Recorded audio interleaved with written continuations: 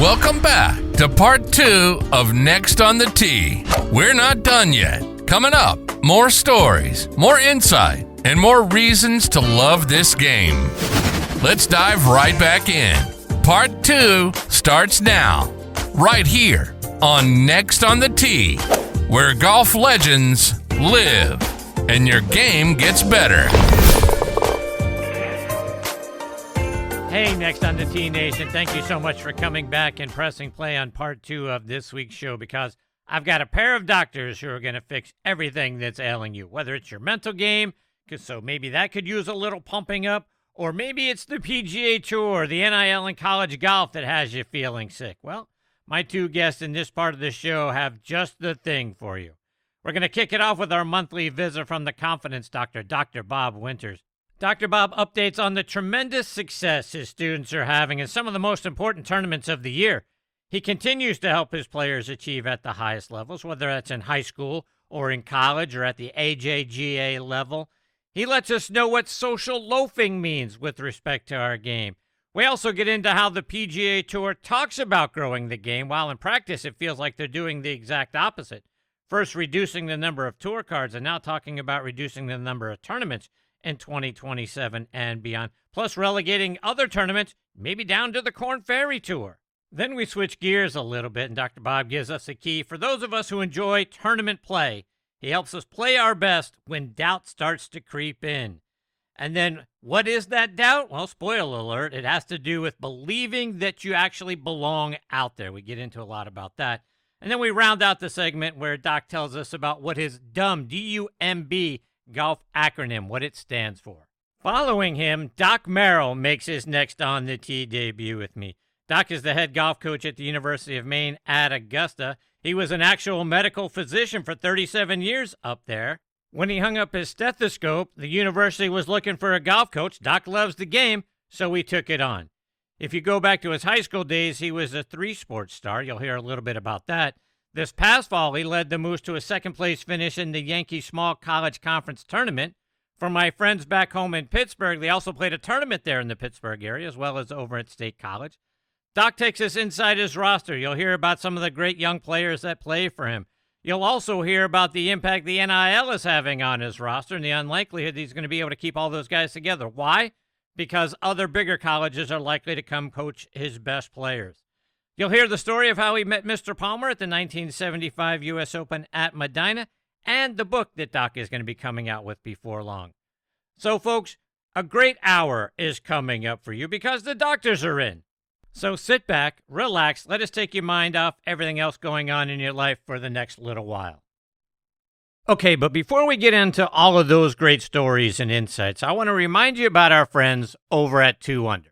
2 Under men's performance briefs are the unofficial underwear of the PGA, Ryder Cup, and President's Cup teams, and are sold in over 3,000 golf pro shops and golf specialty retailers nationwide.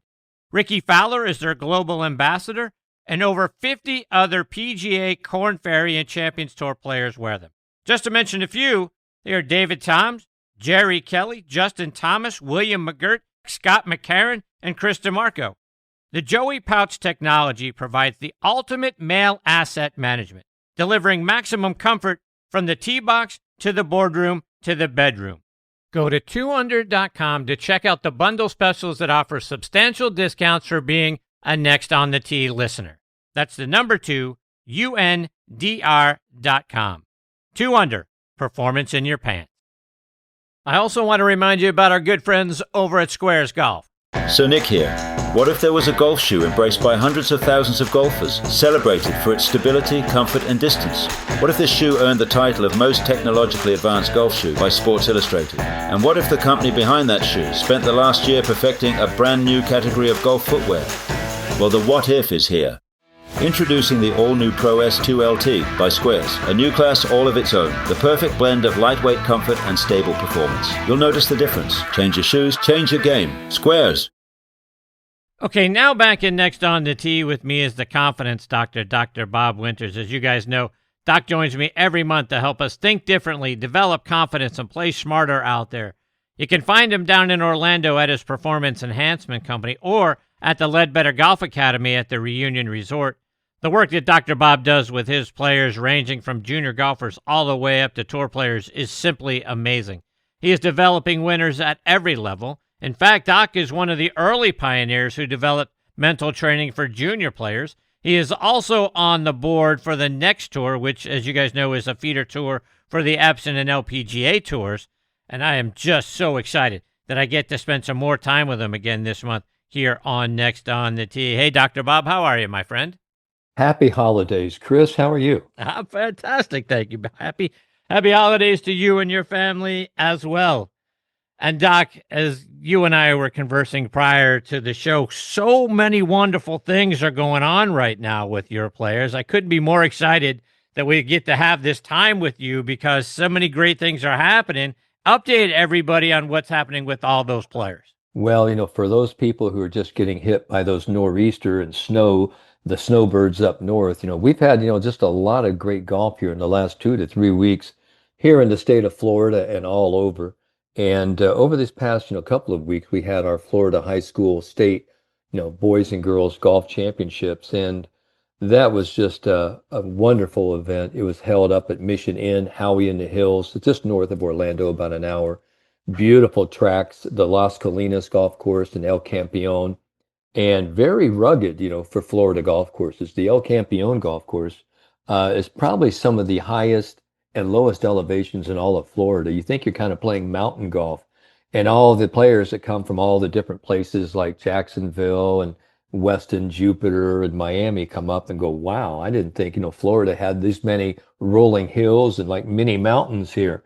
So it really kind of throws them for a loop, when they come. But we've had, some great teams come in. I've had a lot of the players win individual state championships. And the team that I was really, really pleased, that came through in their division in Class 1A was the Benjamin School, down there in Tiger, territory. In fact, Tiger's son, Charlie, is one of the members of the golf team for, the Benjamin School, the Benjamin Buccaneers. They call them the Bucks. But I've also had several players, over the past few years, and I've worked with them before. And, the coach, and I go, way back. And the point of it is, I had Pavel and Andrew Czar for the last few years. But this past year, since Pavel went up to Notre Dame to play, and he's had a great freshman year at Notre Dame, his younger brother Andrew has stepped up. And also along the team with Charlie Woods, you got Brooks Colton, Chris Lewis, and several others. Just a fantastic team.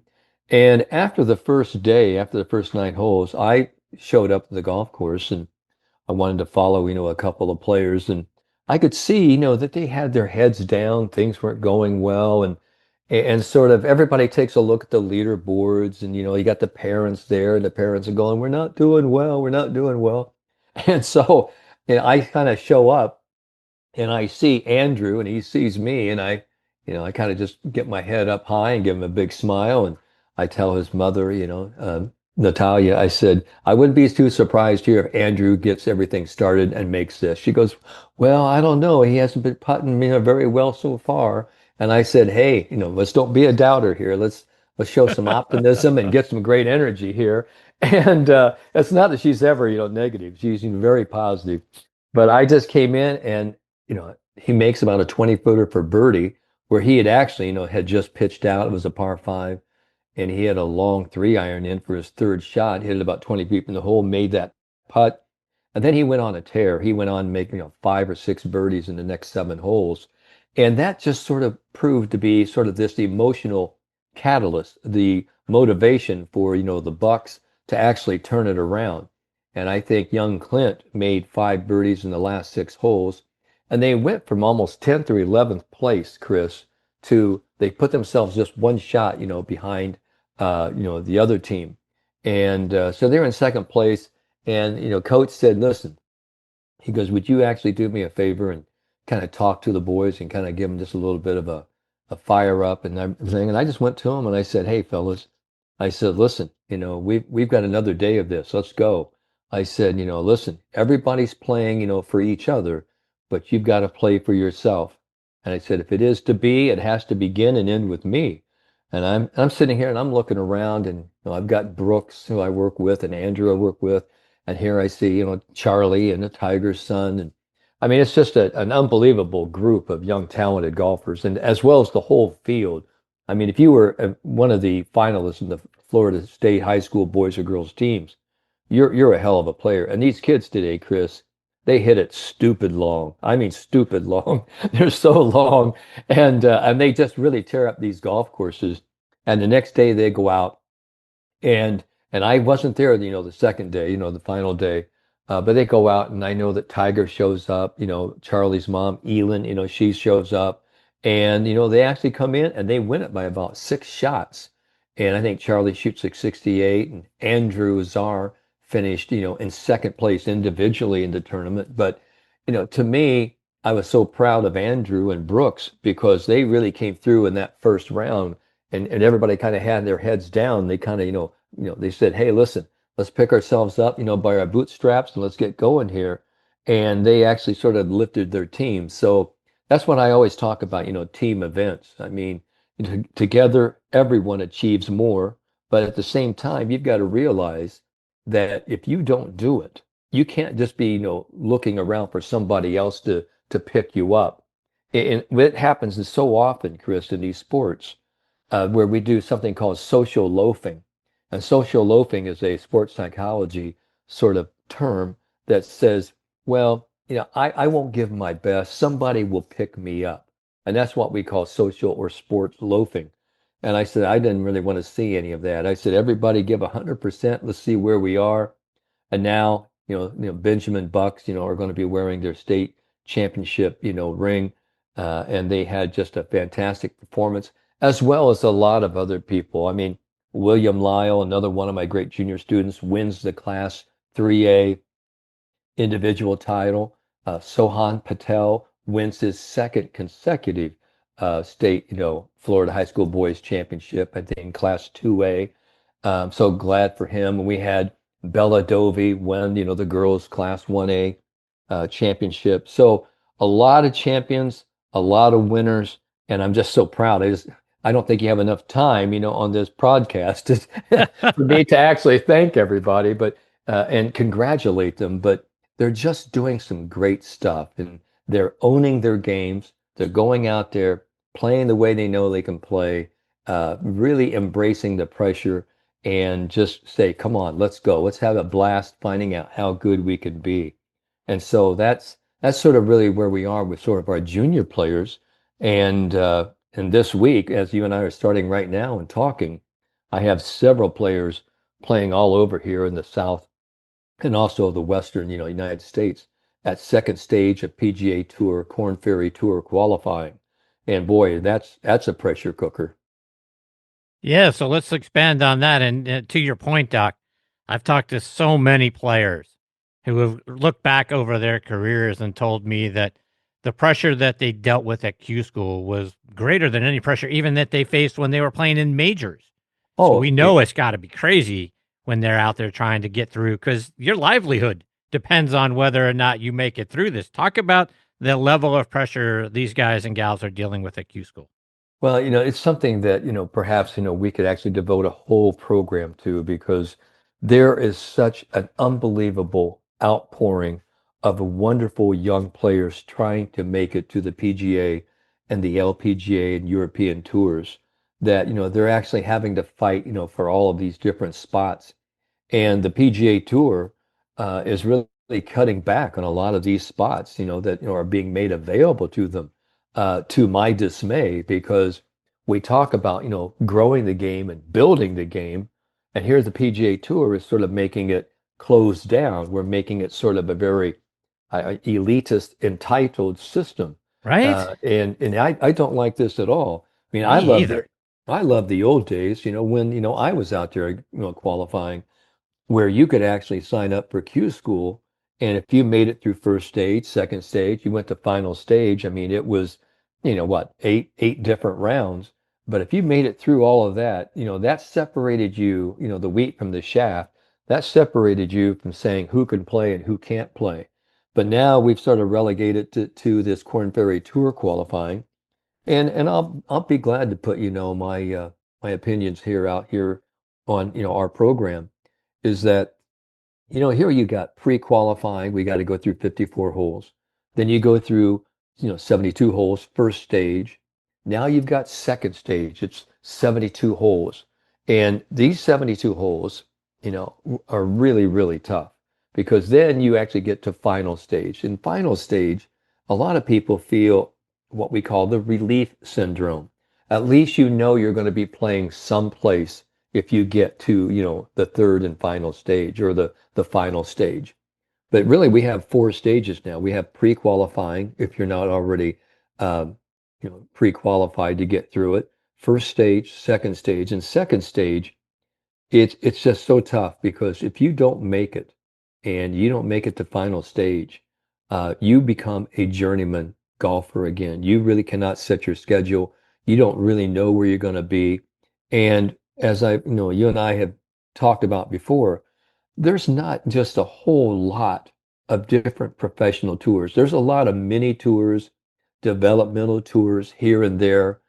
But the only thing I always tell people, the only thing mini about some of these mini tours is the amount of money you receive in return for your entry and the blood, sweat, and tears. So if we think about it, and I was trying to tell someone this, the other day about, their son and daughters getting ready for Division One, two, three college golf. And I said, listen, everybody wants, to say, I've got, the dreams to being the best golfer in the world, being number one. And I'm sort of a dream maker. I mean, I help people understand, that their dreams can become created realities.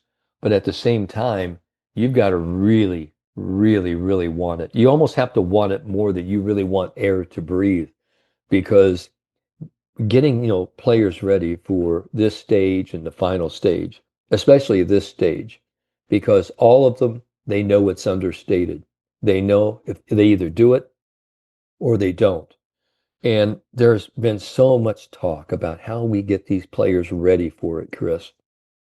And the biggest thing for me, I always tell them, I said, it's much like one of my advisors when I was doing my doctoral dissertation many, many years ago. And I had six professors, and two of them, were the dean of students for the Curry School of Education at the University of Virginia. So I had six people on my dissertation committee. And, the dean finally came up to me and he said, Bob, there, you cannot study enough right now between now and your defense to answer every possible question that might be presented to you. You have to be able to give it in a way that that supports your findings, supports the science. And if you don't know something, you always have to go back to the professional literature. And what I mean by this, and I'm going to transfer over to golf, is that there's just no what we call last second cramming. You just can't cram it. You can't taper it. You either do it or you don't. And my biggest thing is, making sure these players, what to do. Now you have to be able to trust all of that preparation, all of that work, and you are the sum total of all your experiences. And I've always told them the people who make it through tour school are the people who believe they belong out there. And once you start taking ownership of that and you start trusting that, then you can kind of relax a little bit. But, I've always said this, and I remember when I was going through tour school, both, PGA Tour school and Champions Tour qualifying, at the end of the day, I sort of, got into my car and I just sort of let out a huge exhalation. I could finally breathe. But at the end, and I missed it, by a few shots, and I went, quite a long ways for someone who was doing it kind of part-time because I was doing all of my other sports psychology consulting work as well. But I remember at the end, I said to myself, I did the very best job I possibly could.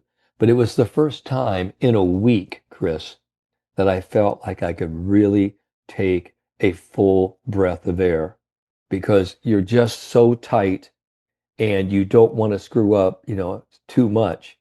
But you also realize at the same time, you've got to free it up and let it go. And I remember many, many years ago, a wonderful LPGA player, once stated, she goes, it's an oxymoron, almost a paradox, if you will. She says, we're always, trying to find perfection in this game, to be as perfect as we can, technical perfection, make sure that every little stone hasn't been left unturned. And then we're supposed to go out and play, and then, hey, free it up, have fun, relax, just trust it. She goes, that's really easy to say and much tougher to do. And that's really what I'm trying to help my players with, to be able to trust and trust what they know. And then let's focus on execution. And at the end, let's total it up and just see how far we go. So let's take that a half step further, Doc, because is there a technique? Because to whoever that LPGA star was, I mean, they're 100% correct. I mean, it's easy to say to go out there and relax and breathe and do this and do that when you're under, you're in a pressure cooker out there. How do you is there a technique that you train your guys and gals to do in order to at least give them a little bit of leeway so they're not got a death grip on the club? Oh, absolutely. Absolutely. And this is sort of really what, Dr. Bob Winters has always been about, because we can talk about doing all of the breath work, all the routine, all of that sort of stuff. But first, I think you have to have this core belief, the psychological core, where you say, this is what I know I can do, and this is who I am, and this is how I play. And it's different for every player, because every player, has strengths and weaknesses, and you've got to actually maximize your strengths and minimize the weaknesses. But at the same time, you still got to realize, listen, okay, it's coming. My tee time is coming. And you just can't shy away from it. And I know so many players go, man, if I just had a couple more days to prepare, if I had just a couple more days to prepare.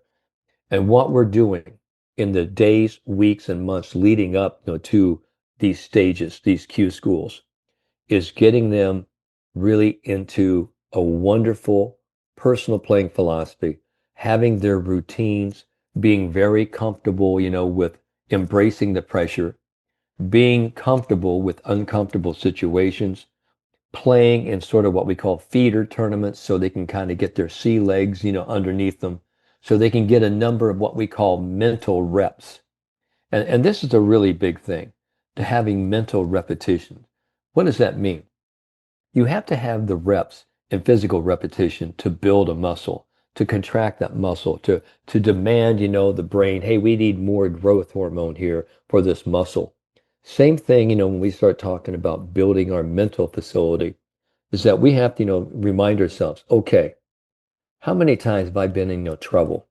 I have to, come back and I've got to remind myself, I've been in trouble a bunch of times. And I've got to be reviewing and visualizing and tapping into that memory bank of deposits that say, you did a great job of escaping. And this is really what you did. Or you've got to, have a mental repetition is, I've been down before. I've also picked myself up by the bootstraps. Or, I've had, bad results. Or I've played, pretty good golf with not having my swing feeling just right. You have to go through that over and over and over again till they feel comfortable that anything that comes their way, I always talk about the four word axiom. I can handle this. When you get to that point where I can handle this, whatever is being thrown in front of you, you know that you have the coping strategies and the resources to deal with that situation effectively. And that's really what I think Q School is all about. It's about being to be learned effective. You don't have to play perfect, but you do have to play smart. So we talk about, building learned effectiveness. And that, talks about our pre-round routine.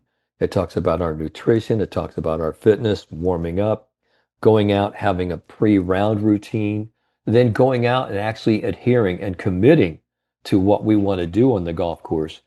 But most of all, accepting our shots, putting them behind us, and then moving on to the next one with renewed vigor and enthusiasm. And that's a big one, because I got to tell you, you take a bogey or a double bogey in Q School, that's like a shot right to the gut. That tends to take you down, but you've got to be able to recover and come back and give golf a couple of shots. And that's really what I talk about, having sort of a boxer's mentality in golf, is that golf's going to try to knock you down, but you got to keep getting back up and you've got to give it a couple of shots. And that's really what I hope my players are doing this week. And it seems like from, the results that I'm seeing early here in the first round is that they're doing that, wonderfully well. We're off to some good starts here. Doc, one more before I let you go. And speaking of playing smart, I'm going to go 180 degrees the opposite direction, because one of the things that struck me on your Instagram page this week is you've got a nice little presentation piece of paper that you've posted for D.U.M.B golf, and D.U.M.B being an Yeah. acronym. Talk about that. Yeah, dumb golf means doing unnecessary mental blunders.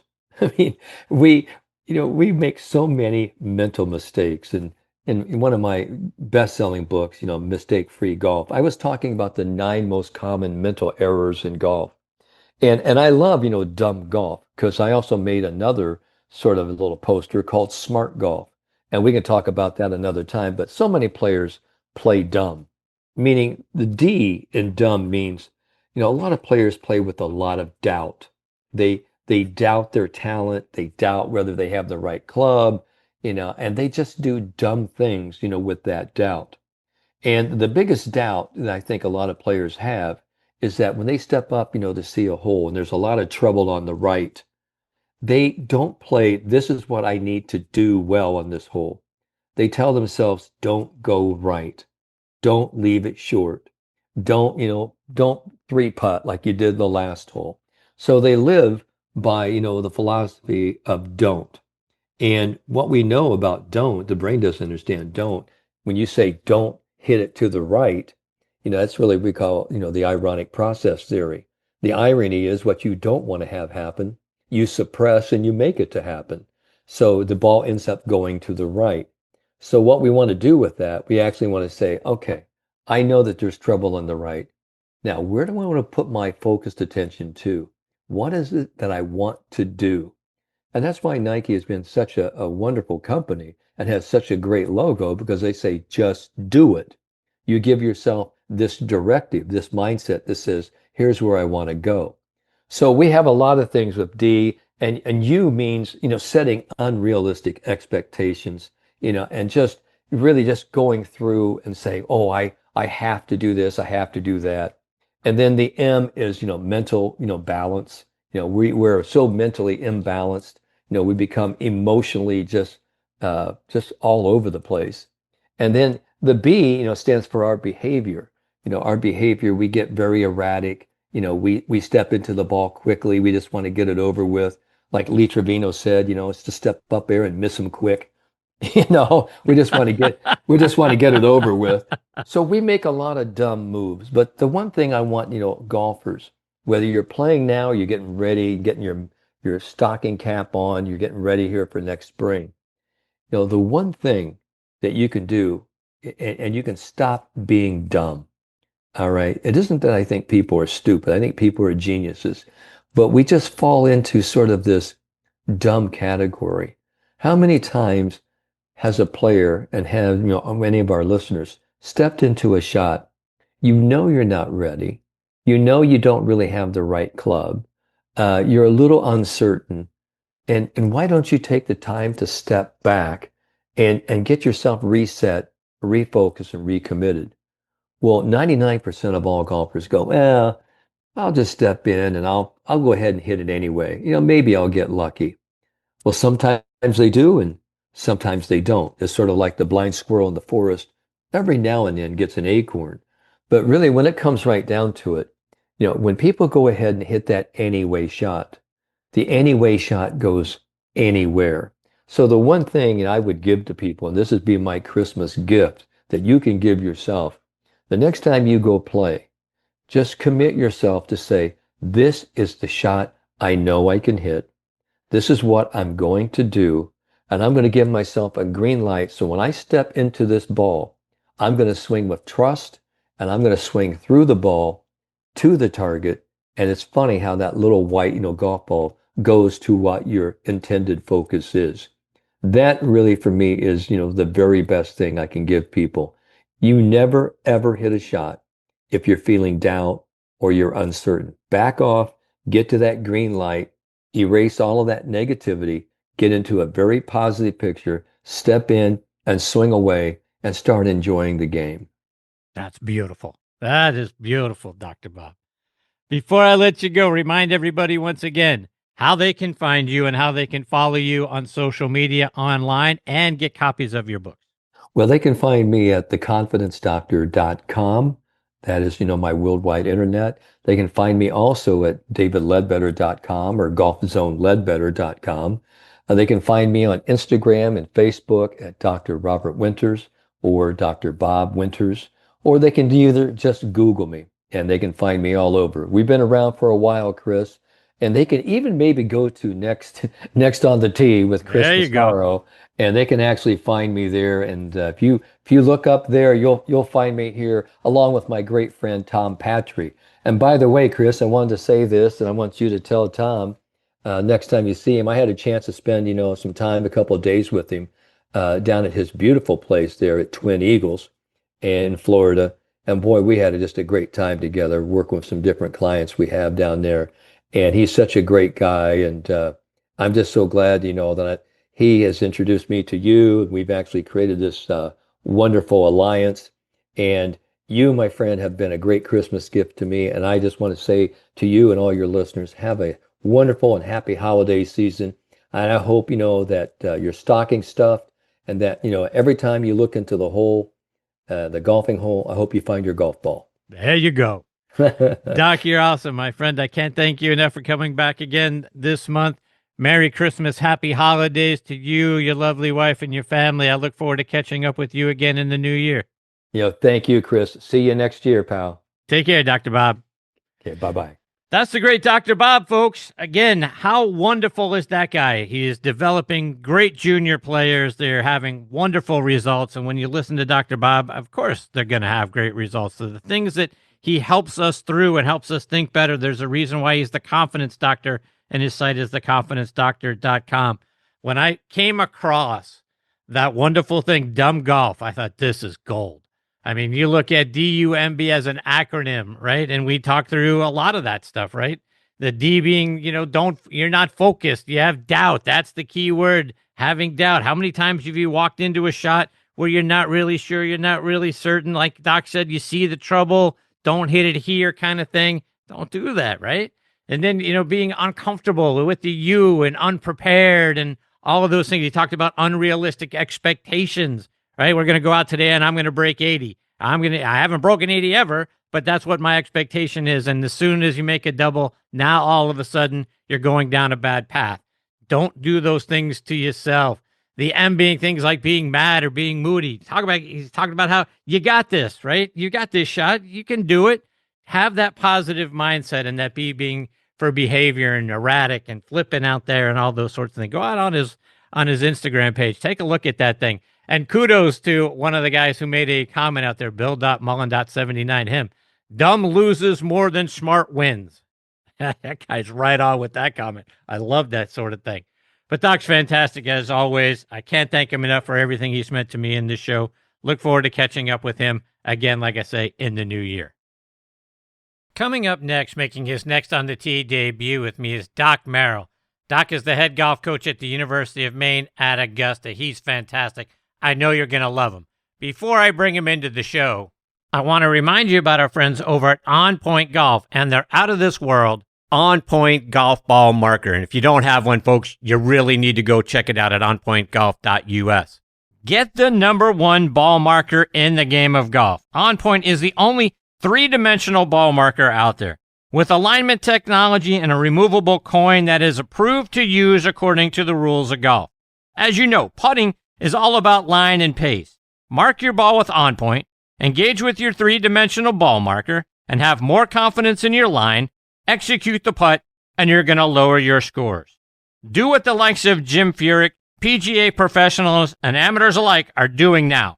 They use the #1 ball marker in golf and they lower their scores. You know Ken Duke and Thongchai JD. They won for the first time on the PGA Tour in 2023, and they were using an On Point ball marker.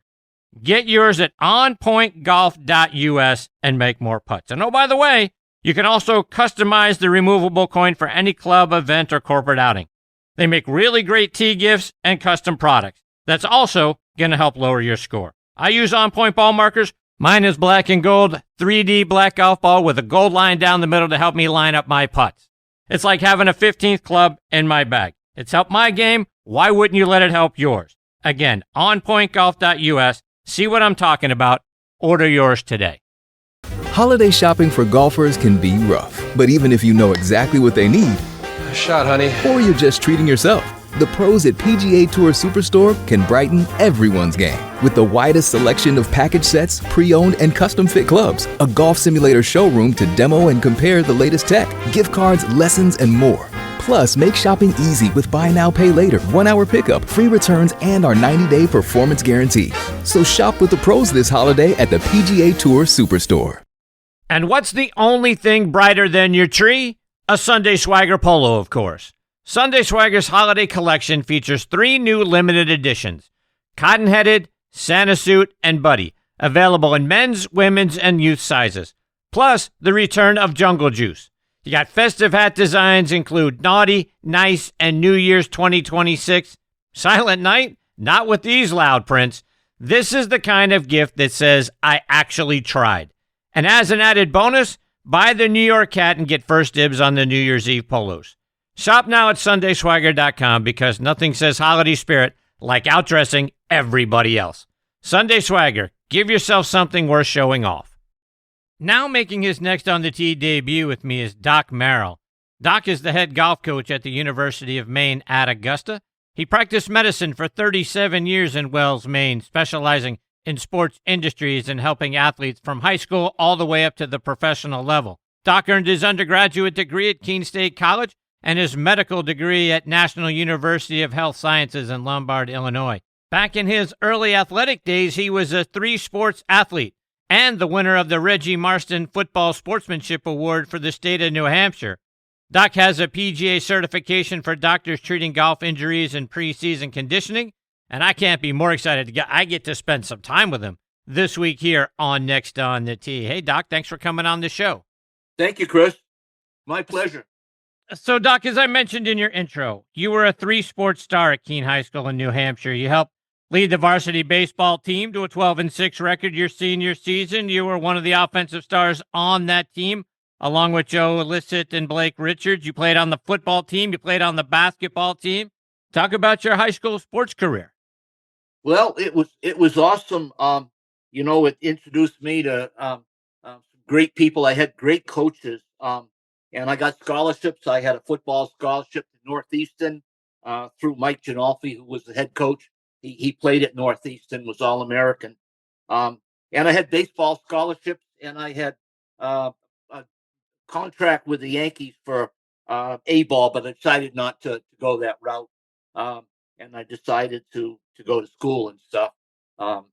But one interesting thing, my last year of high school football, I was in the training room, had several injuries, and Coach Ginolfi came in and he said, "Are you going to take your scholarship to Northeastern?" I said, "I think I will."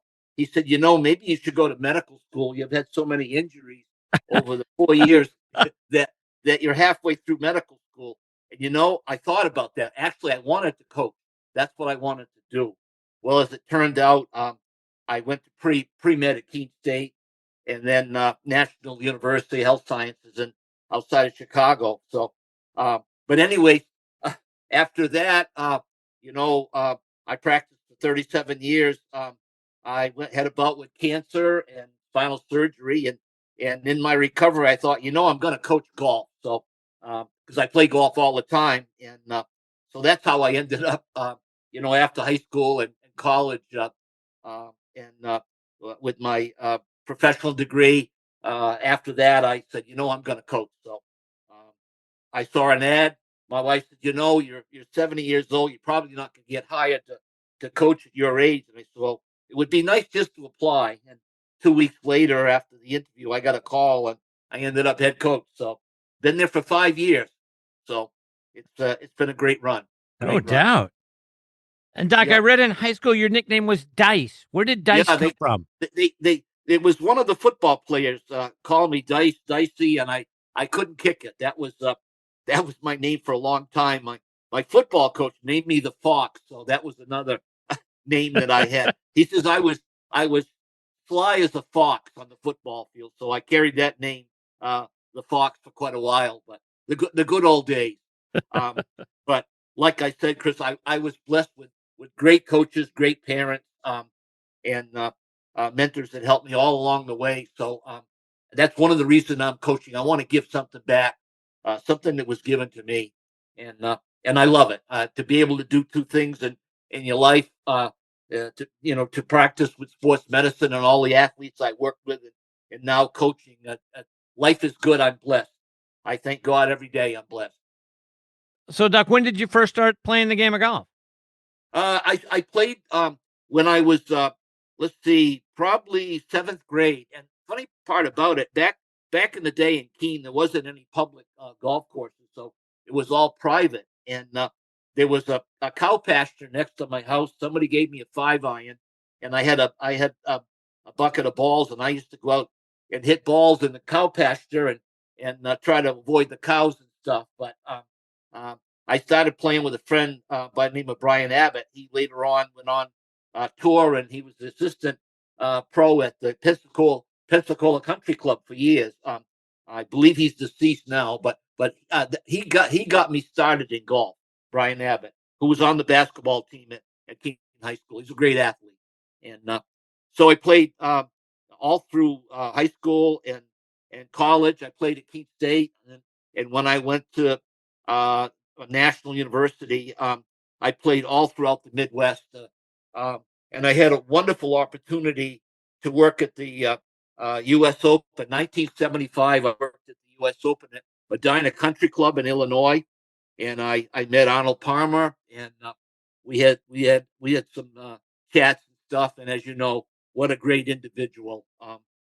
One of the things I remember about him at his funeral, Jack Nicklaus talked about how wonderful a person he was, and how true it was. He was a great athlete, a great player, but he was probably a better individual, and he was one hell of a pilot too. He could fly a plane. But it was funny.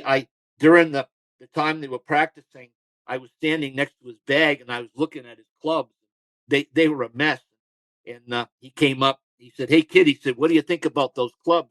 I said, "They're nice, Mr. Palmer." He said, "Come on, kid, be truthful." I said, "They look like you got them in a yard sale." and he went on to tell me how he liked to play with clubs. He had a little workshop in his van. He used to drill them and put lead in them, and alter the shafts and stuff, the weight and all that. And but it was really something. It was one of the highlights in golf for me, meeting him, and I met several others there at the U.S. Open at Medina. And it's I don't know if you've ever been there, but it's a beautiful golf course in Illinois. And I haven't been back since, but I hope maybe I can at some point. I know they've had another Open there, at least one, and I have not been to the Masters yet, but hopefully that'll come soon. But so little story there. He was quite an individual, inspiration. We have a course that we play in Maine here at Papudik. Arnold won a tournament there. I think it was 1965, and he was quoted saying he had eagled I forgot what hole it was. He eagled the hole 3 days in a row, and he was quoted to say that was the easiest par 3 I ever played. And that was another story. But there's a monument there at Papudik. If you ever get to Maine, it's in Cape Elizabeth. It's a beautiful course. Beautiful course. Sounds like it. Yeah. So we were there. We our college we played there this year and last year and stuff. And we've got a great team. I recruit all over the country. I do a lot of international recruiting in Canada. A lot of the kids there, they get overlooked. So I get some really good players. 2 years ago, I had a player from New Brunswick, and he made All-American first team the first year, and we moved him up to Division I. So he's playing at Chicago State right now. He's one of my former players. And I had another player this year from Colorado. He also made All-American first team. And it looks like I'm probably going to lose him, but we can talk about that. The transfer portal is huge right now in college sports. I know in football they lose 40 players every year, each team. So it takes a complete recruiting staff to be able to keep up with recruiting and everything because of the transfer portal. Back in my day, you had to sit out a year. So, Right. yeah. So let's take that a step further, Doc, because college sports has changed so much just in the last couple of years with the NIL and scholarship availability and things of that nature. How has it impacted your team? Are you seeing the larger schools coming down to poach your players? Yes, yeah. Let me explain. We play in the small Yankee conference. That's our first conference here in New England. We came in second this year. And then our national conference is the USCAA, United States Collegiate Athletic Association, based in Pittsburgh.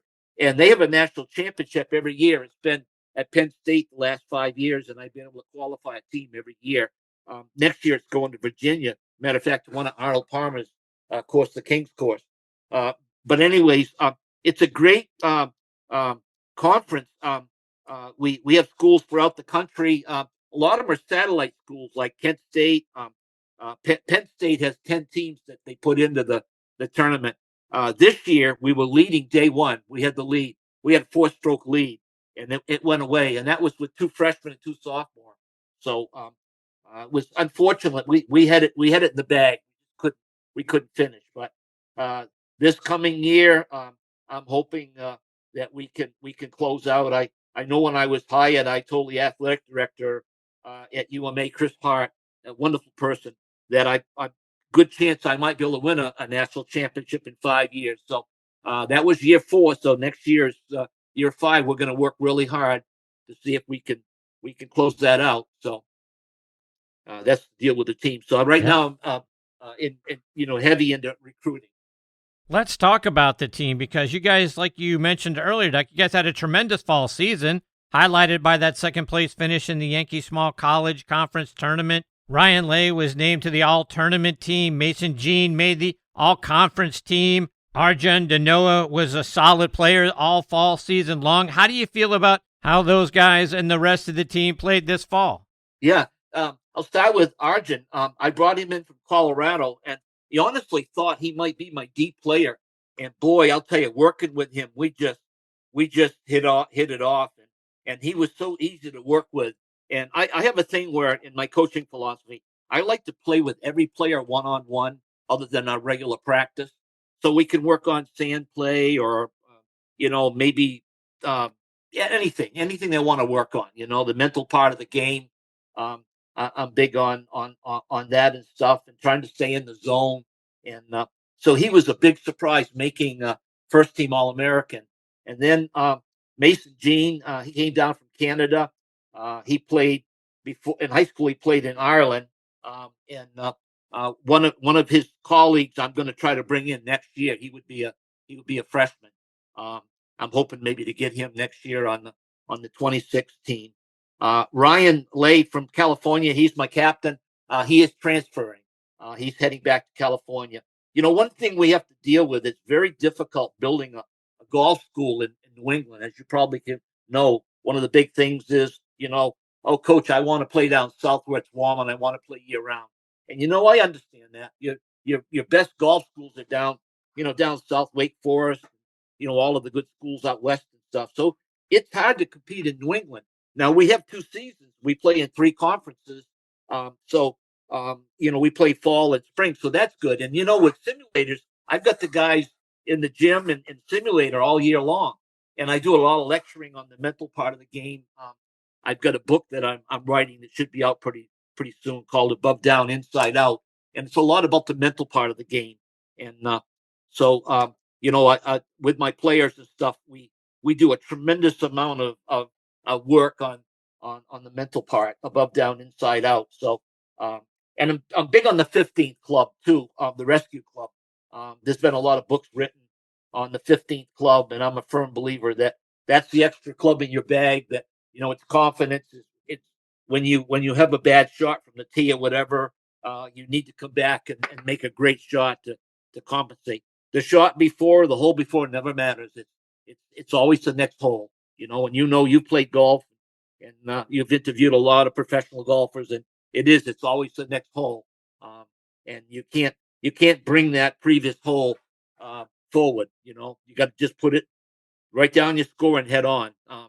And guys that go backwards like that, they get in the rut, and it's not good. It's not good in the game of golf. Sure. Uh, another pro that I talk a lot with my students and stuff is Scotty Scheffler. I think is a tremendous player. What I like about Scotty is he's in a zone by himself. I mean, the way he's been winning the last few years, just absolutely incredible.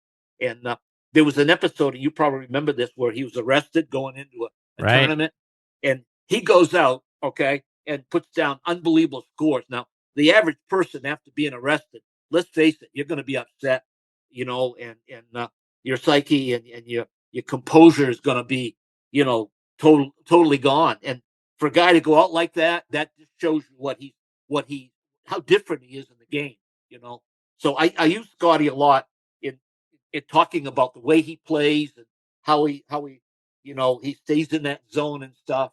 And I mean, it's amazing. And I also talk a lot about Tiger Woods and his dad. I think Tiger's dad, God rest his soul, was probably one of the best coaches Tiger ever had. And so we follow a lot of what Tiger did too. First time I saw Tiger Woods was on the Ed Sullivan show. Now I'm dating myself because that was a long time ago. But he was probably 6 years old, and Ed Sullivan had featured him on his Saturday night show, showing the swing that he had at that age. And now we know the rest of the story. My godson had a chance to play with Charlie down in Florida in Jupiter, and I thought that was pretty cool. He told me all about. He had a chance to play with Tiger and Charlie, but just what Tiger's done for the game, all of that, and when you're coaching, that's what you talk about is the best people in the game, and their inspiration and stuff. So we try to follow what they teach and what they've done, and try to keep a positive attitude all the time and look up to the greats of the game, and those are two of the ones that I like to talk about. But anyways, yeah, my last player, Grant Stubbs, he's from Maine. He got a hole in one at Penn State the first year as a freshman. Wow. It was really cool. Yeah, it was really cool. He had a wedge into a par three. The green was sloped back to the water, right over the pin, and it spun right back into the hole. And I know in 1975, I mentioned Medina. I saw Pat Fitzsimmons do the same thing on the first hole. He hit a wedge into the green over the pin, and it spun right back. And it reminded me of what Pat did when Grant did that. But it was pretty cool. We got the flag, and it was all signed and stuff. And it was pretty cool. So no doubt. Yep. And this year he played real well. He's my D player. He struggles, but he came through it at Penn State. He got the scores we needed. My two best players the second day just didn't come through it, and that happens. That's golf, and I know they came away, pretty upset and stuff. And I said, guys, you guys had a great season, and I believe in you. And I try to stay positive all the time. It just didn't happen. So we were only a stroke out of second, but it was something leading the first day. I hate being on the bubble, but we were on the bubble. So I want to go back to what you were saying about the mental part of the game, because we talk about that a lot on this show. We do a lot of negative self-talk on the golf course, to your point about, when you have a bad round, your players or yourself, you get down on yourself and all of that sort of thing. We don't really, say positive things to ourselves to build ourselves up. And we need to do more of that. That's true. That's so true. The game itself is like life. And I tell my players, just think a minute the way we score golf. And I just got back from Scotland. I played the old course and stuff, and I thought about this, but the game itself, I mean, one stroke could be 340 yards, and then three strokes could be 3 feet, and mathematically that doesn't really add up, does it? When you think about it, Yeah. And but the game is a lot like life. Life isn't perfect. We have ups and downs. You look at any sport, baseball, look at the bad calls sometimes, because now we've got the cameras and all that. But I can remember years ago, all calls that would stand, and football, the same thing. So, golf, the thing I like about golf, especially my students, I said, gentlemen, you are going to play this game the rest of your life. Unlike football and the contact sports, there'll come a time, that you can't play. I'm 76 years old and I'm still playing golf strong. And I hover between the 4 and 6 handicap. For my age, after cancer, I do pretty well. I can still hit the ball pretty well. And I use a single plane swing. I teach that. It's not something I teach with my younger players, but I like the single plane swing. I spent a lot of time studying um, the Canadian golfer that perfected that swing and stuff. Um, and I just absolutely love that for especially my patients with bad hips and low backs and stuff. It takes a little stress off the lower spine and hips. So that's what I use, the single plane swing. Most of my college players, they're pretty polished when they come in. Um, so we're not always working on mechanics. We're working on the mental part, to get back to what you were saying. And that's why I wrote the book, Above, Down, Inside Out. It starts in the brain, memory, and then right down to muscle memory. And you think about the fingertips, our touch pressure control of our fingertips, and our nerve endings and stuff. And it's such a finesse game, especially when you talk about putting. Um, and then the different swings that you have in golf. I mean, you look at Jim Furyk, how odd his swing, his takeaway was, and then you look at Scotty Scheffler with the shuffle, and that's something I would teach, but it works for him. Right. Being off balance is something that I don't like, but boy, oh boy, I wouldn't be one to criticize him, because it works for him. And may come a day he may not be able to do that. But anyways, and then Bryson DeChambeau, the drives that I mean, it's unbelievable the what he can hit. Of course, the equipment is so good today, but some of his drives are off the charts. I noticed that Penn State, every year we have a skills contest, and our drives there were 340, 343, I think, a couple of years ago. That's run by the PGA Long Drive Association, and the winner gets a tour card for 1 year. So that's pretty good. Pretty Wow. cool at our national championship. Yeah. Every year. Like I said, next year we'll be in Virginia, and the year after that we'll be back at Penn State. But I always enjoy that part of the tournament skills contest. So, but anyways, yeah. The mental part of the game is so important. It really is. I get players. I had a player a couple of years ago. I had to cut. He had a swing speed of 135 miles Oh an hour. my. Yep. Now, I tried to explain to him, look at the physics, okay? At that speed, at his level of development, it's almost impossible to control the club head, And you think about a rifle scope. If a rifle scope is off just a little bit at 100 yards, that could be quite a bit from the target. But just think of a golf ball. If you open the face of that club, okay, and just a little bit, that the spin's gonna cause that ball to go to the right side with a slice. And sometimes people wonder why, why does that happen and stuff. And it's all about the physics. And the same thing the other way. If you close the club face, so you get down to the nitty gritty of what happens with the impact of the inertial loading of that ball hitting the face of that club. It determines where that ball is going to go. This kid, at the swing speed, he just was so concentrated with this swing speed, he couldn't control it. He could not hit a ball straight. I had to cut him eventually, but it was just one of those things that, I think the average tour speed is 115 or so, or somewhere up in there. But I'm not, as a college coach, I'm more interested in fairways and greens and regulation. And I really coach that. We have some drills that we do and stuff in practice and stuff, trying to improve our fairways and stuff. And young players come in and they do have a lot of power. A lot of them, their swing speed is right up there, but it is their level of development. Does it match the swing speed? And that's where I come in with coaching. We try to coordinate that. But most of them have good mechanics, and they can hit a ball a long ways. But like I said, it's the mental part over 4 years of college that will determine, are they going to be good Will they be good enough maybe to turn pro or even maybe tour someday? A lot of my players are club pros when they graduate. Um, we have a business course that we have at the university, which is really good for players that want to go into the PGA club program certification um, with marketing and all of the different things you need to run a major golf club. So, but yes, the mental part it is critical. It's critical at any level, right? Um, Right. and and if the game is very social. So that's another you can go out and just play for fun and be very social. Um, that's one aspect of golf, and then you've got competitive golf in college, and then the tour pros, all the different tours that are available today, both for men and women, are incredible. Um, Right.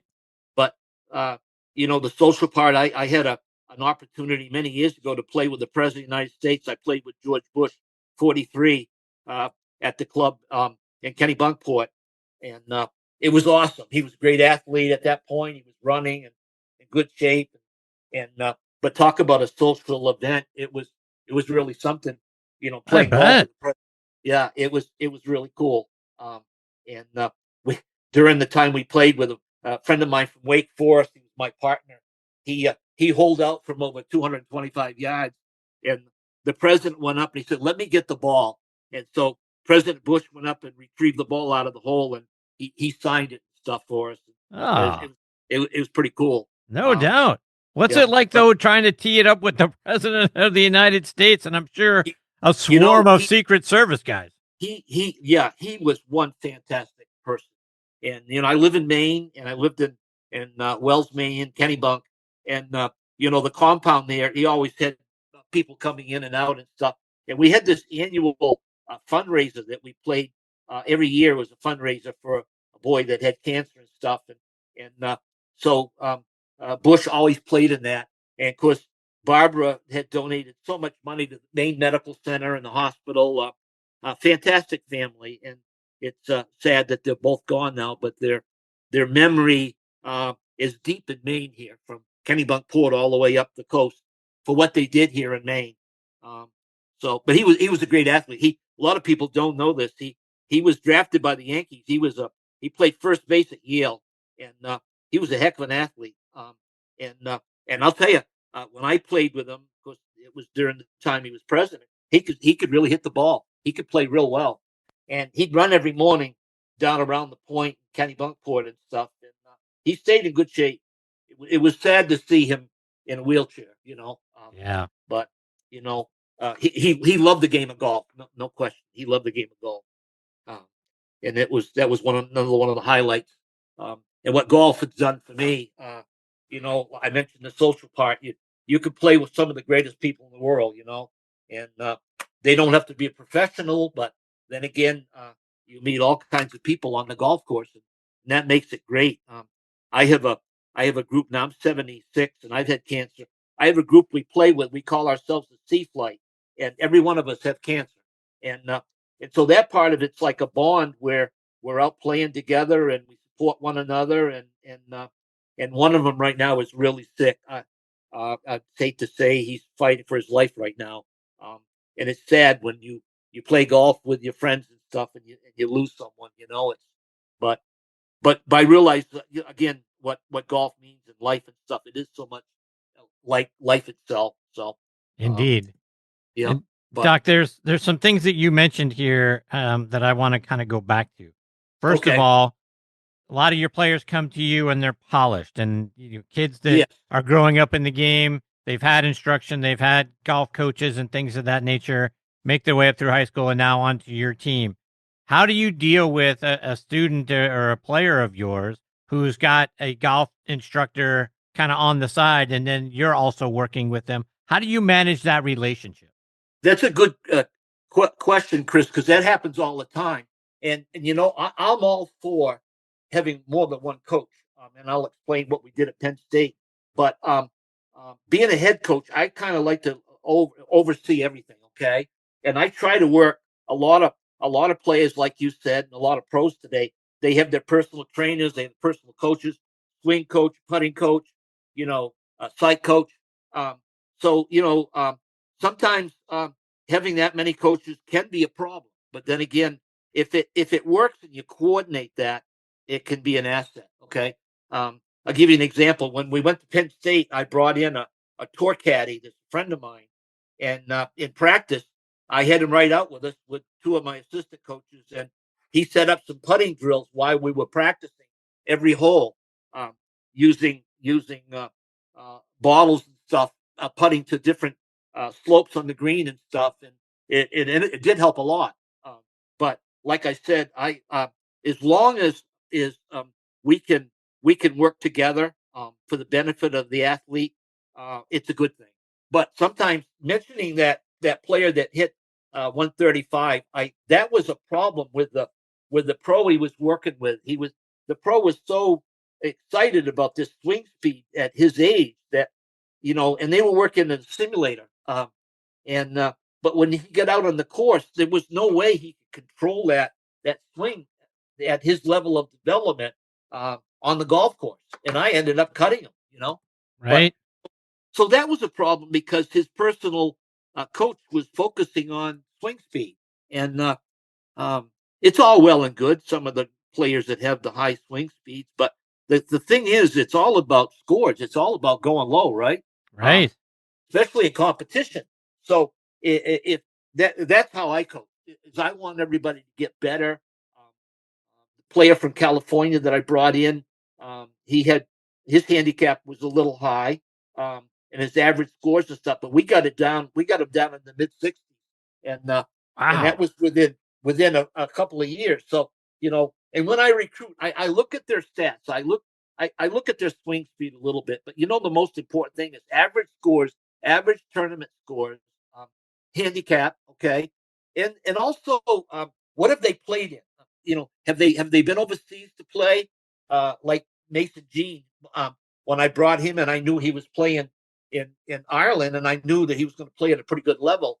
And now I've got him, and I'm hoping to get one of his partners that played over in Ireland. So the key is when these players have different coaches and stuff. We want to make sure we can pull it all together, all on the same page, and that swing speed's not the only thing. There's a lot of from the mental part of the game down to being able to putt. Technique and all of that. It's funny sometimes that putting is so psychological that how many people they always end up blaming the putter if they have a rough. I know we've all done that, right? Indeed. The when you're out there in your different matches, and if you're putting well, your putt is the best thing in the world. But when it goes away, the putter gets the blame. And I think about Arnold Palmer again, about how many times he drilled those old putters and filled them and with lead and took the weight out and put the weight in. And so, I got to tell you a little story about that. That's funny. I bought a very expensive putter for myself. I mean, a few years ago, I probably paid $500 for it, right? I couldn't putt for beans with it. I gave it to my son, and I was over in New Hampshire in a clubhouse in the fall playing golf, and they had a little barrel full of putters, $5 a piece. And I picked one up. It was a Wilson putter that I had played in college, and I bought it for $5. And I'm playing that right now, and I'm putting beautiful. I'm putting beautiful with it. I put a new handle on it, and it's just the old-fashioned blade putter. It was a Wilson Black Max, and I'll tell you, I've never putted so well in my life. So, it sometimes when this is a common thing they ask me in the pro shops to say, Coach, how much money should I spend on a set of golf clubs? Should I spend $1,000, or the more money I spend, the better the clubs? And I always tell them, if they're fitted, okay, it's not always about the price. The clubs need to be fitted for you, and they need to be right. Yep. And so, and I don't know how you feel on that, Chris, but 100% with you. Yeah, really believe that if you could get your clubs matched up good by a professional, you're going to play better. But getting back to swing speed, I'm not big on swing speed. I want to see somebody that can control the swing. One thing that I do when my players come in from high school, most of them their mechanics are good, But I want my players to be able to start tailoring the ball. In other words, if I want them to hit, a draw or a fade or baby fade or, or stinger, I want my players to be able to have all those shots in the bag, right? So that's the big step from high school to college is a lot of the kids in college are struggling to hit down the middle. High school, once they get to college, we've got to get them to tailor those shots. So, with your dog legs and stuff, being able to move the ball correctly, especially coming in with the wind on a par three, that's what we try to master is tailoring those shots and stuff, putting the right spin on the ball. So, Yeah. Well, when you talk about that, the guy with the swing speed, it just reminded me of the great Harvey Pinnick, right? The woods are full of long drivers. Yes. Yeah. There used to be a joke about that when Arnold Palmer was playing with a gorilla. and the gorilla was hitting the ball 500 yards. And Arnold says, I need to pair up with you. And by the time they get to the first hole, he asked the gorilla, he said, can you putt? He says, no. Indeed. But anyway, yeah. So you mentioned that you played the old course. Tell me what that was like. Oh, it was awesome. Last year we went to Scotland, and I got an opportunity to play the old course. Matter of fact, I ended up with one of Tiger Woods' old caddies on the old course. And, really? I got invited back to play again, and it was interesting. I got paired with a group from Arizona State, and he was a college player, and I can't remember his name, but I noticed something odd when we were on the first tee. I looked over. There was something odd about his hand, right? And lo and behold, he had a mechanical hand. He had an amputation, and he had it all set up where the mechanical hand would click into the club, into the grip. It was incredible, but he played with us. It was really cool. And first time I played with anybody with a disability like that, but it was amazing. But anyways, I played the King's course, Carnoustie. Played the old course, the 9-hole course with the wooden clubs. That was pretty cool. But we were lucky. The weather was good every day. The course was in beautiful condition. Went through the museum and I had my picture taken on the bridge. Of course, I guess everybody does that. And I actually played pretty well on the old course. The wind was up, but I actually played pretty well in the old course. The course that was tough was the Glen Eagle. Have you ever been to Glen Eagle? I have not. That's in the kind of in the mountainside part of Scotland, and you have to ride in a cart. You can't walk it. It's impossible to walk. It's up and down and stuff. That was tough. The wind was blowing 50 to 60 the day I played there. Oh, it was unbelievable because we had to play, but that was cool. And then Carnoustie, I like that too. That was a nice course. But wonderful people. The history of golf, and if anybody that loves golf, boy, if you can ever go to Europe and play, especially Scotland, it is the thing to do. It was the highlight of my career in golf. I met some great people, and had that first caddy I had. Boy, he was really good. He really helped me a lot, especially the fact that he caddies every day, right? Right. So, but it was a great trip. Great trip. The food was great. Accommodations were great. I should be going to Ireland, not this year, but the following year, I'm hoping. So good for you. We go with a group. Our home club for our college is the Meadows Golf Club in Litchfield, Maine. It's a great course. Well, the owner he schedules a trip every year for staff and our college coaches and stuff, because that's our home course and stuff. So if you want to go, he gets it booked and stuff, and we go with a group. So we did that, and it was an awesome trip. It was an awesome trip. Doc, just a couple more before I let you go. You won the sportsmanship award. I mentioned that in your intro, and I feel like nowadays, Doc, that in the social media society world we live in now, and professional athletes, particularly as you'll see a lot in football, love to point to the name on the back of the jersey when they do something, make a big play. I feel like we're losing a little bit of our sense of team, and a lot of times in favor of the kind of look at me, like I say, Instagram world. How do you teach sportsmanship and team, a concept of team to your players? Well, that's a good question, Chris. And a little bit about the Reggie Marston Award. Reggie was a football official in New Hampshire for many years. He died of cancer, so they decided to have an award that would go to a New Hampshire football player every year. Of course, I was the second one in my high school to win it. But anyways, it was Reggie believed in sportsmanship and just on and off the field, so to speak. So, I want my players to be, I want them to act like professionals. I don't put up with profanity on the course. I love sportsmanship. A lot of times we shake hands before a match. I have all of the different teams shake hands, coaches, everybody, the players before we play. And this this fall we had something happen. We were in New York, and their coach was called away on an emergency. His son was in a horrible car accident.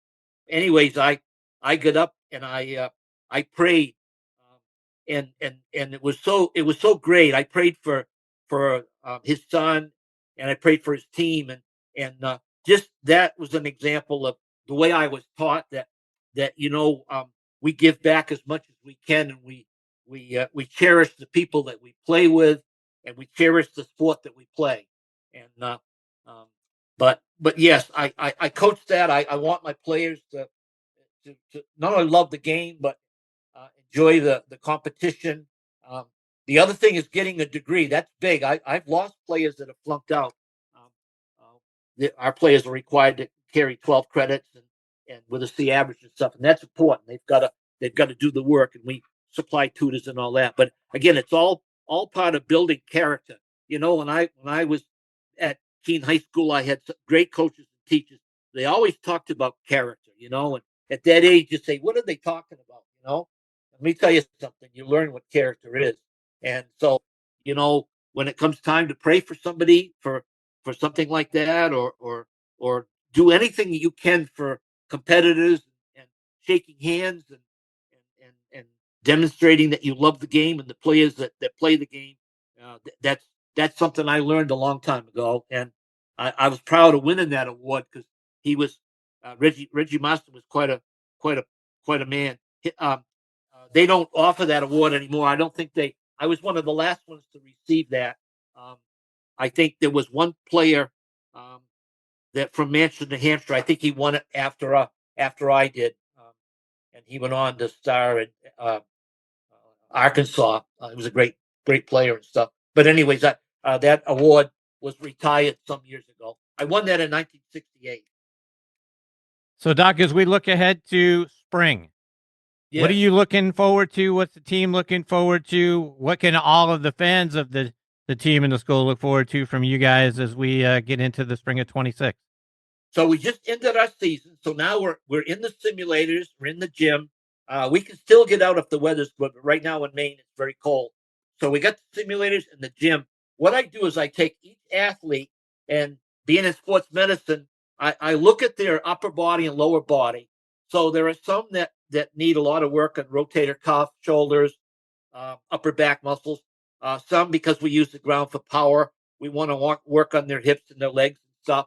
So we're in the gym working out, and I try to tailor the workouts for each individual, okay, based on their body type.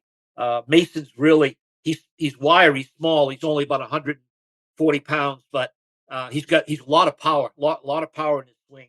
He uses the ground well for power. But what we'll do with him, we'll work on upper body a little more, maybe adding some weight. And then Arjun's a big guy. He's probably 6'3", probably 205. He's a big guy. So we're just working overall with stamina and that type of thing. And then Grant's in good shape. He's got a really good upper body. So I don't work much with the upper body with him, more with the legs and stuff. So I guess to answer your question, Chris, we try to tailor the workouts and the work in the simulator based on what they need. So I'm big on capitalize on your assets in your game and work on your weaknesses. Okay. And that's how they get better. And I make a commitment as a coach as I want my players to be the best they could be. And that might mean sometimes losing them. Okay. To another division. I'm proud to say that I've had players go up to Division One, that's my job. But unfortunately, I lose them, and I have to replace them. But again, that's my job, and I take my job serious. So, Fantastic. and the school is satisfied. So there you go. Yep. That's perfect. Doc, so how can our listeners stay up to date with you and the team? How can they follow you and the team on social media and online as well? Yes, they can go online, University of Maine, Augusta. We have a great athletic department. Our athletic department is headed up by Chris Hart, a tremendous individual. He'll help any coach, any team. I know he's gone to bat for our team and everything from transportation to booking our lodging and all that. But yes, they can go online and follow UMA athletics. We have not only golf, but we have basketball and track, baseball, men's and women's, softball, soccer, and all of that. You can follow along on the site for athletics. We'll be back out this spring. We'll be playing some NCAA tournaments. We do that a lot in the spring. We have a Maine State intercollegiate championship, so we'll be playing in that. We play in those are the NCAA teams and stuff. So, but that'll be coming up in the spring, weather permitting. Last year it got canceled because of bad weather. The big thing right now is recruiting, Chris. I'm busy every night from probably 6 to 8 o'clock on the phone. I've got a conference this Sunday with a player. I've got another conference next week with a player from New York. So, a lot of it right now is recruiting and building, the team. So. Very good. Doc, I can't thank you enough for taking time out of your busy schedule to come and be a part of the show. I hope we get this privilege with you again soon. I would love to, Chris. Thank you so much, and get out and hit them straight, okay? Indeed. Thank you so much, Doc. All the best to you and your family. I look forward to catching up with you again soon. Thank you, Chris. Take care, Doc. You too. Folks, that is the great Doc Merrill, again, at the University of Maine at Augusta. I mean, through the course of the conversation, not only does he have fantastic stories, but I built a picture in my head of a guy who, to me, fits all of the things that you want for the perfect college golf coach, right? He's going to help you with your game. He's going to help you with your mental approach. He's going to help you with your sportsmanship, which is something you'll carry with you for the rest of your life. And he's going to help you with all of those things, or a lot of those things, on and off the golf course. And then on top of that, he can bring some great experiences from the wonderful things that he has been a part of. Imagine being at the U.S. Open in 1975 at Medina and getting an opportunity to speak to the king. What a wonderful experience that had to be. And then playing alongside George Bush, President 43, getting an opportunity to do that, going over to the old course. I mean, it's just amazing what this man brings to the table with everything that he's going to be able to do with the golf, with the players that he has on his golf team. And as a parent, what more can you ask for than a guy that is bringing all of those things, bringing honesty, being a guy that is willing to sit down, and this means a lot to me just because of my faith, but to be able to sit down with another team, oh, by the way, that is facing tragedy, and certainly the coach that is facing tragedy, and sit down and say a prayer, and let's bring all these players together and let's go play a golf tournament. So to me, Doc Merrill is the complete package as a golf coach. Look him up online again at the University of Maine at Augusta, UMA Athletics. And we'll stay in touch with Doc and hopefully get him back on the show again soon. All right, my friends, it is time for me to put a bow on this edition of Next on the Tee. My sincere thanks go out again to Brian Jacobs, Connor Lewis, Dr. Bob Winters, and Doc Merrill for joining me this week. Scheduled to join me next week are, like I mentioned a minute ago, TP will be right back with us. Putting guru Stan Moore will make his next On the Tee debut. And our good friend and two-time winner out on the PGA Tour, John Inman, will be back. So, folks, it's going to be a really fun episode, folks. I hope you'll come back and press play on it. I want to thank our friends again over at the Pittsburgh Tribune-Review for hosting this show on their site. For coverage of everything going on in Western Pennsylvania, including your favorite sports, go to triblive.com. You can find the show by then clicking on the Sports Section tab, and you're going to find the most recent episode on the homepage of the Sports Section. Or you can click on Sports and then Podcast Network. Then you'll see the Next on the Tee logo. If you click on that, Many of the most recent episodes from this season are right there for you as well. But as you guys know, you can find the show pretty much anywhere you get your podcast content. We're out there on Good Pods, Apple Podcasts, Spotify, Amazon Music, golfnewsnet.com. Pretty much anywhere you get your podcast, we're probably on that site too. Just type Next on the Tee into the search bar. You'll probably find us there as well. But as always, my biggest thanks go out to each and every one of you for being the greatest supporters in the history of podcasts. I appreciate each and every one of you so very much. Until next time, hit 'em straight, my friends. Thanks for joining Chris again this week on Next on the Tee. We hope you enjoyed the conversations as much as we did. Please share the show with your golf buddies and be sure to follow it on Trib Live or your favorite podcast app so you never miss an episode. Thanks for pressing play and being part of the journey. We'll see you next week, right here, where the best minds in golf share their stories.